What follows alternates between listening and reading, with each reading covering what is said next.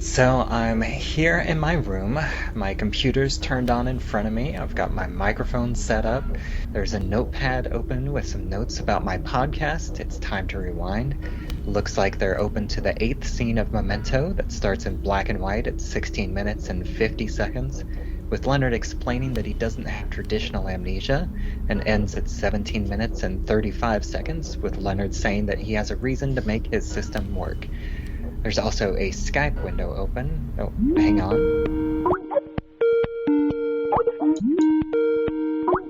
Who is this? Bubba, it's me, Lisa Leaheey from Rabbit Hole Podcasts. We have a new book club. It's called Pictures and Conversations. I'm sure you've joined us. You know who I am. Oh, of course, but I prefer to be called Bubbawheat. And who is this? Hey, Bubbawheat, what's going on? It's Rob from MovieRob. Long time no speak. It's been like a week or so. You must remember that. Oh, of course. Welcome back. It's good to have you back here for another week of Memento. And you know, just jumping right into this, we talked about this a little bit last week, but we do get this kind of one sentence explanation, but that's basically the difference between retrograde amnesia and anterograde amnesia, as he doesn't remember who this person on the phone is, even though they have claimed that they've talked to him before. And let me ask you, since you just watched this whole movie recently, and well, I've mentioned this before, but we've kind of been recording these out of order. So Lisa and I have talked about this before, and I believe Eric and I have mentioned it too. But on this phone, we don't ever know for certain who he's talking to on the other end. But we do have a pretty good idea. So let me ask you, Rob, who do you think that is on the other end of this phone? I have a feeling it's Teddy. That's my assumption. That's what I've always assumed, that he's talking to Teddy. Yeah, do you think that there's any other person that it might possibly be? It's a problem because there's no one else that he really knows. Yeah, That assumes that's he knows who's on the other phone, too, though. but because they told him, who it is. But But see, he has to trust that, doesn't he? that's right, correct. I mean, the one person who it would be great if it was is be his wife. But Right. Oh, God, can you imagine? Oh, well, I mean, a little bit of a spoiler alert, but I don't think she's dead. You know, really? yeah. Oh yeah, that's. But those aren't my minutes. Sorry. I mean that's fine. I actually, since you brought it up, I usually wait until the guest's last episode, or I Well, will we can wait usually. till next week. That's fine.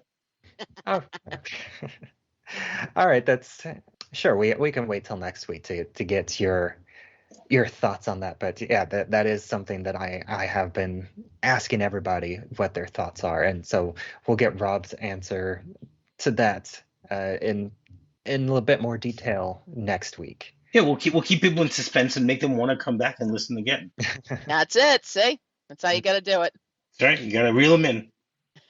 Yeah, and I do think that it's interesting that we have this like repetition, because in the last scene, the last color scene, we have him basically uh, revealing his tattoos, and it's him discovering his tattoos, for him what feels like the first time.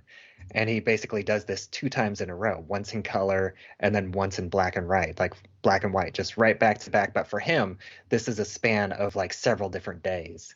Yeah. And I think that's an interesting way to like show his condition, even though we don't know especially at this point, exactly how much of a time difference there is between these black and white scenes and these color scenes. And I'm honestly not even sure if we really understand that the black and white scenes take place before the color scenes, that like the first time that we watch this. No, I don't think so at all. It seems like this. It's weird. Like, I don't think we think about it at that point. It's almost like we recognize it as that explanatory narrative, but not. I don't think we have enough awareness yet for us to start wondering when it happens. Because since this is still so early in the film, this is usually right about where people start getting used to this jump in color, scene, and location. And so, like, I think anybody who's watching this for the very first time doesn't have the chance yet to be like, wait, when does this happen?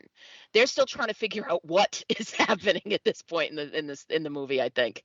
Right. Now, I think that this happens right before. I mean, again, when you're talking about a movie that's not linear, so it makes it a little more difficult to even explain where I think it's happening. But I think it's Right. happening right before he meets Teddy at the beginning of the movie. Even though it's Yeah, you I know it's think, in term we haven't really talked about the chronology, but I think it's interesting whenever you break it down because the black and white scene, like all of the entirety of the black and white scenes take place over the course of just a few hours. correct. That they all take place during the course of a single day, and the color scenes take place over the course of several days, like 4 or 5 days, I believe. Correct. That's the way it seems. Hmm.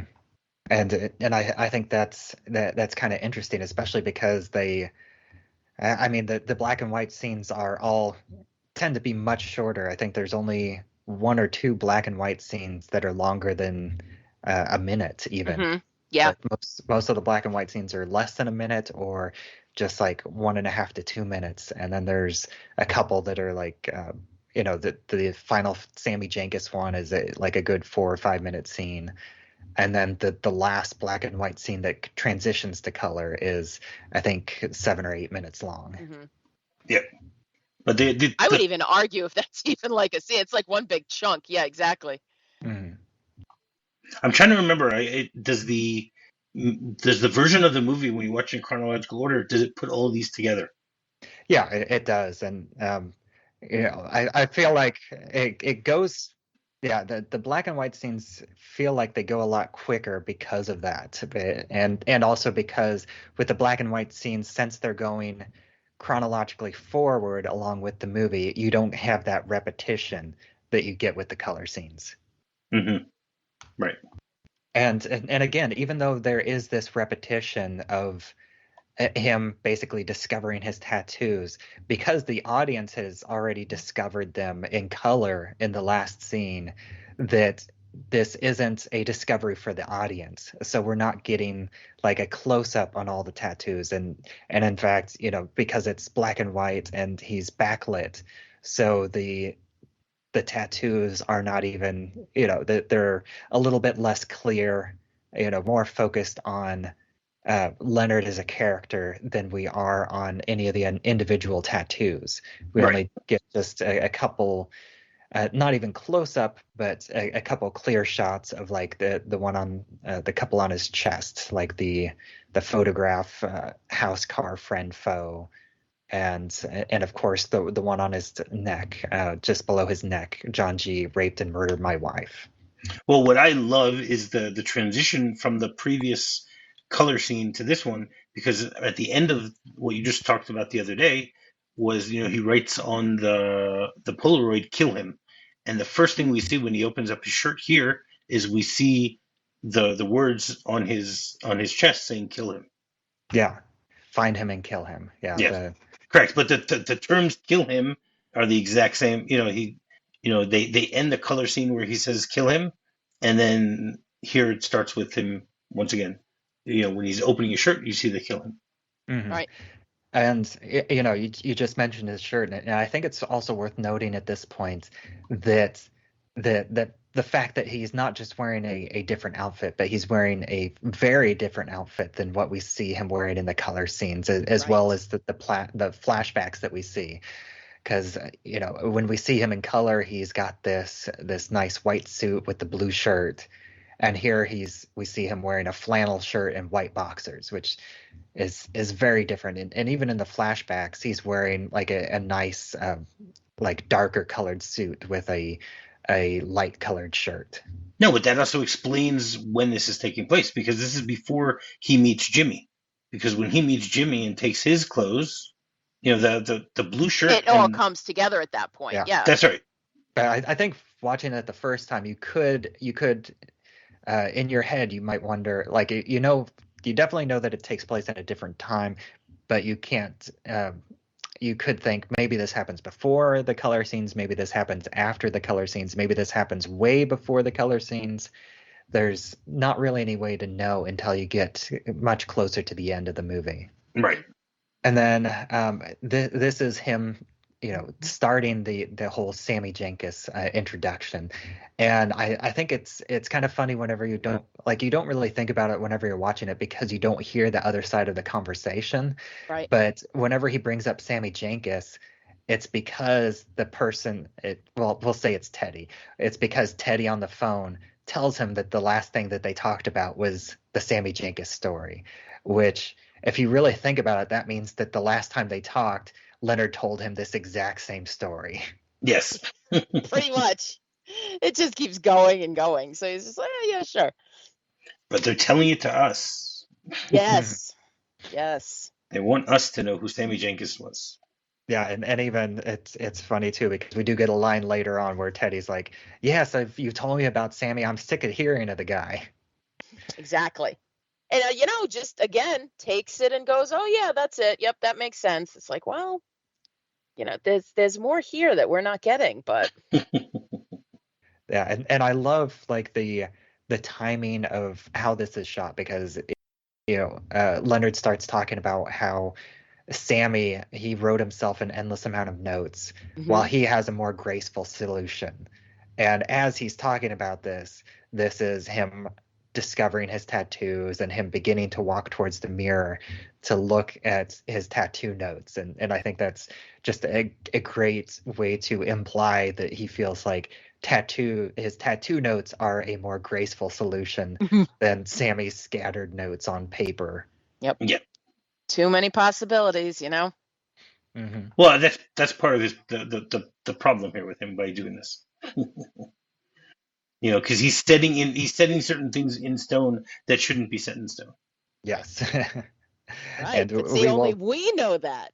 He Yes. doesn't know that. Of course not. Of course not. It's more fun that way. So are they saying tattoos are not always the answer? Is that the answer here? I think the more the tattoos, the better, frankly. Okay. Yeah, I myself only have one, but hey, what can you do? Yeah, you can I've change got a couple that myself.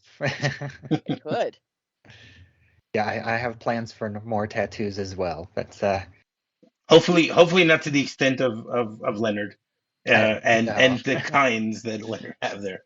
Yeah, even though my work has laxed their policy on tattoos, because whenever I started working there, almost 15 years ago now, the company policy was no visible tattoos. Oh.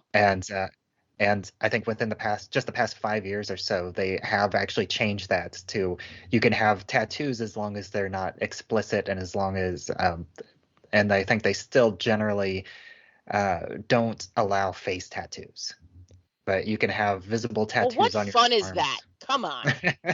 So restrictive. But I do think that's interesting, just and in general how especially like the general public, how they feel about tattoos in general, because it used to be that tattoos were always thought of as only criminal element, and like only like if somebody has a tattoo, they are a bad element. Right. But now Not it's somebody to trust. Yeah, but now pretty much anybody can have a tattoo, and Yeah. anybody does. Like, who cares? It's Right. not a thing. Sure. And I think one other important part about this scene especially, and I think that it really comes through as we get this walk and talk as he slowly walks towards the mirror to read his tattoos, is this very kind of cold and mostly emotionless read from Guy Pearce as he's talking about Sammy's system, and as we see him read his most important tattoo about John G. murdering his wife. Yeah, I have a reason. Mm-hmm. Yeah, and that's all he says, and he's very cold, calculated. He's very even-tempered as he's saying this, even though he's reading this very emotionally charged line. It's a really good point. I mean, he does just sort of say, "Yup."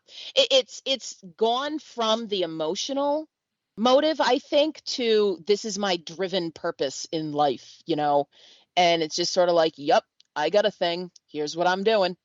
It's fascinating, I think. It's just And let me ask you, because we haven't talked about this yet, but why do you think that he has this tattoo that John G murdered his wife and it's my wife? Like, why do you think he made the decision to tattoo my wife and not Catherine? Are you asking me or Lisa? That's a good Oh. either one. Yeah, go for it, Rob. If you got something. Because he knows that he has this problem with memory, and he doesn't know if things are going to change.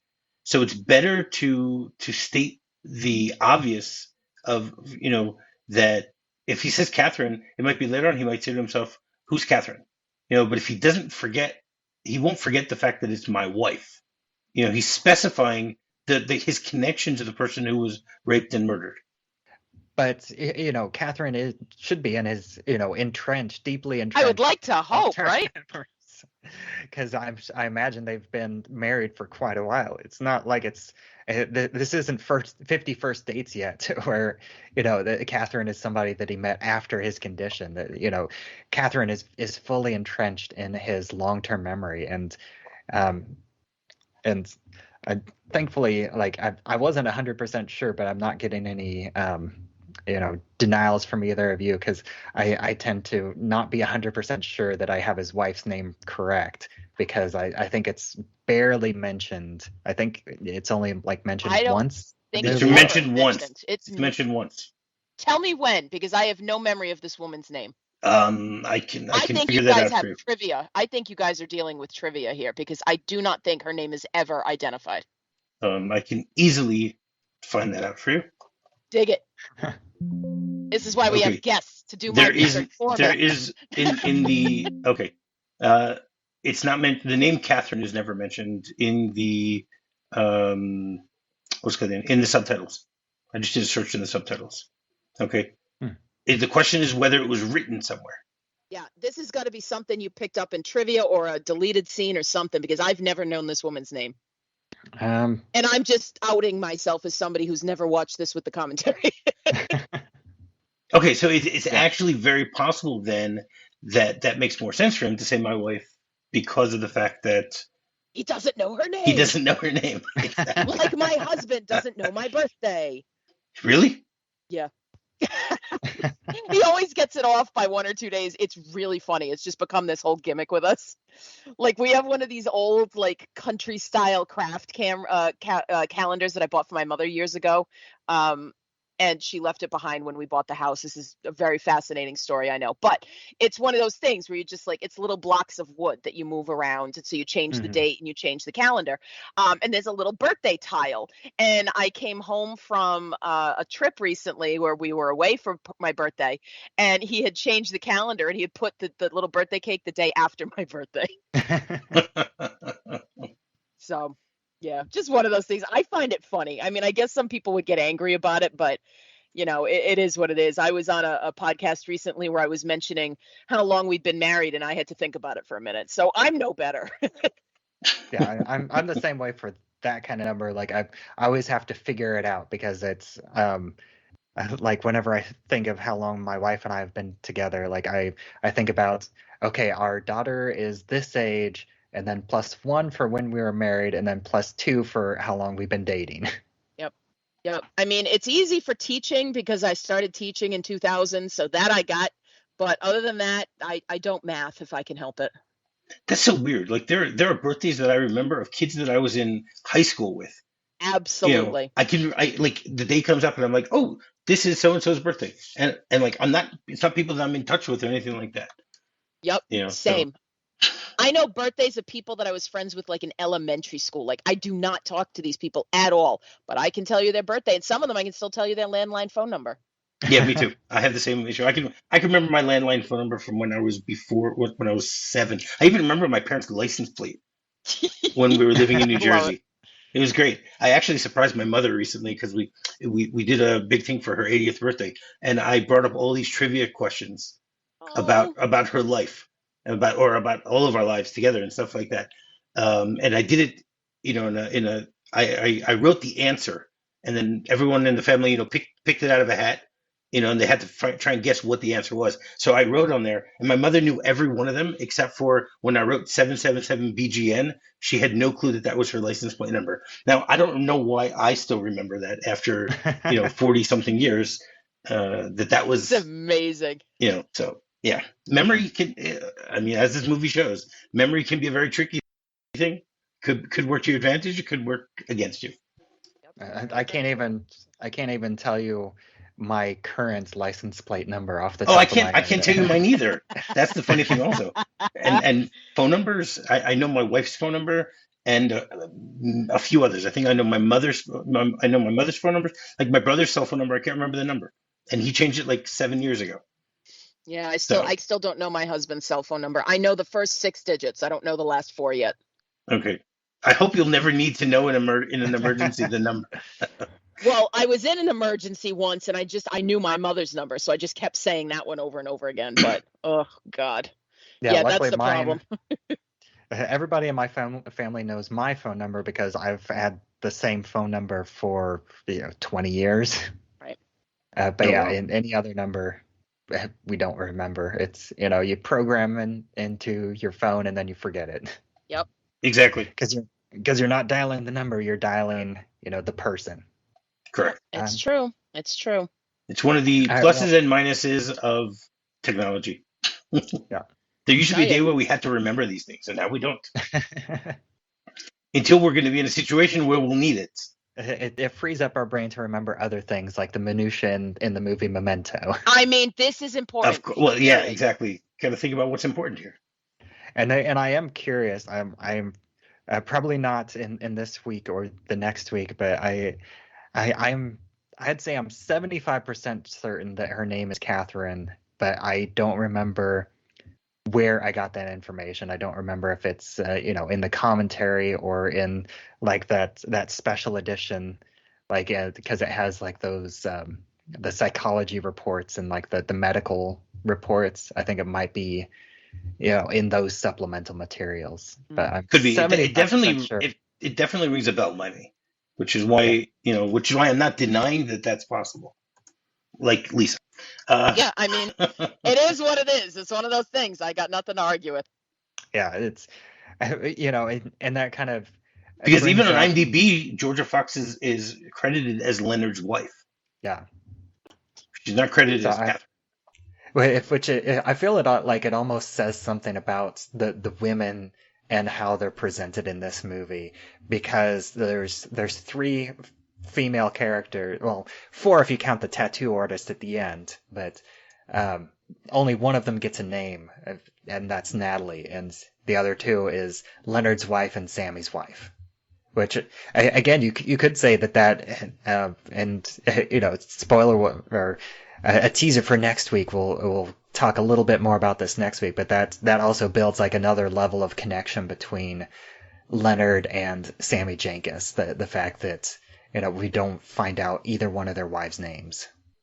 I mean, I used that when I first saw this film.